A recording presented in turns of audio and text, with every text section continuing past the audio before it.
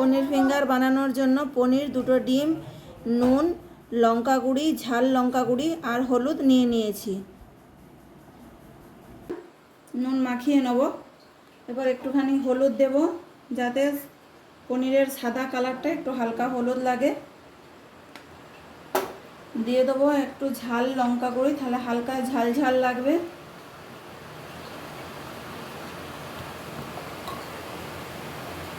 এবার এগুলো মাখিয়ে নেব।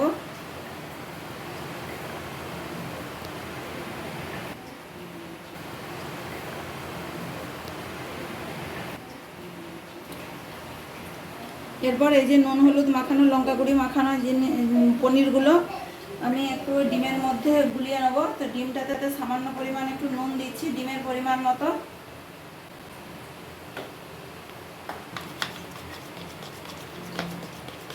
ডিমটা ভালোভাবে ফেটিয়ে নেব। দেখুন ডিমটা ভালোভাবে ফেটানো হয়ে গেছে। এই যে পনিরগুলোকে ডিমের ব্যাটারে ডুবিয়ে নেব। আবার এখানে এই যে বিস্কুটের গুঁড়ো নিয়েছি, বিস্কুটের গুঁড়োর মধ্যে ভালোভাবে কোটিং করে নেব। আবার একবার ডিমের গোলায় ডুবাবো, আবার একবার বিস্কুটের গোলায় ভালোভাবে ডুবিয়ে নেব বিস্কুটের গুঁড়োর মধ্যে। এইভাবে আরও 3-4 বার করে নেব। যতবার কোটিং দেবো খেতে ভালো লাগবে পনির ফিঙ্গারটা।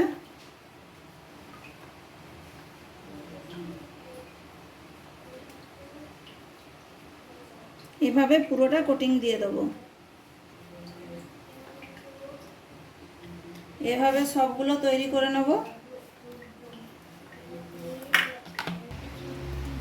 এইভাবে পনির ফিঙ্গারগুলো গড়ে নেব। এরকম লম্বা লম্বা আঙ্গুলের মতো হয়েছে, ওই জন্য পনির ফিঙ্গার এইভাবে গড়ে নেব। এরপর একে একে এটা তেল ভাজার জন্য হালকা আঁচে ভাজলে হবে না বন্ধুরা, এটা একটু বেশি আঁচে ভাজতে হবে, না হলে বিস্কুটের গুঁড়াগুলো ছেড়ে চলে যাবে। একটু ভাজা হয়ে গেলে তারপরে আঁচটা কমিয়ে দেবো।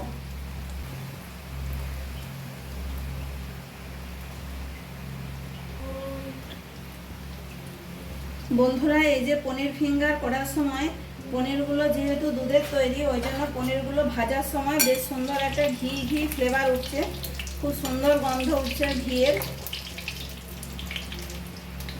এইভাবে একটুখানি ভাজা হয়ে গেলে এরপর আমি আঁচটা কমিয়ে দেবো। এইভাবে সবগুলোই ভেজে নেব।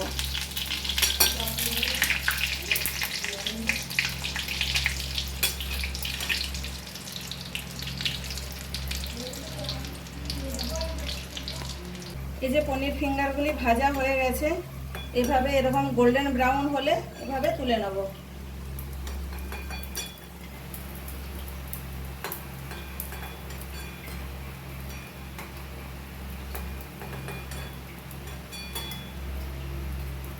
এইভাবে সবকটা পনির ফিঙ্গার ভেজে নেব।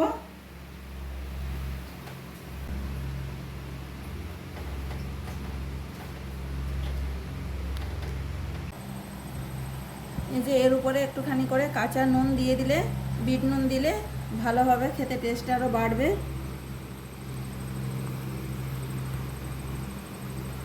মনে হবে একদম রেস্টুরেন্টের মতো খাবার হয়েছে।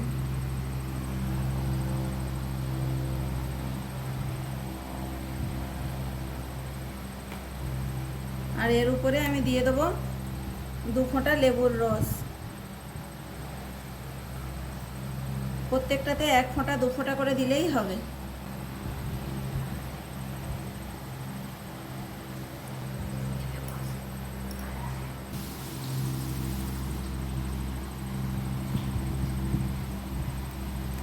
ঝুনু খেয়ে দেখো কেমন লাগছে।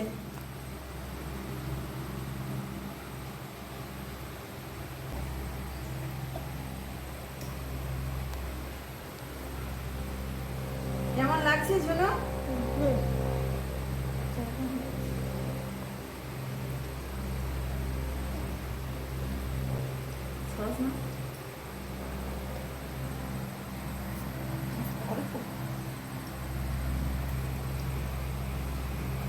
তুমি এরকম বারবার খাবে? বারবার খাবে?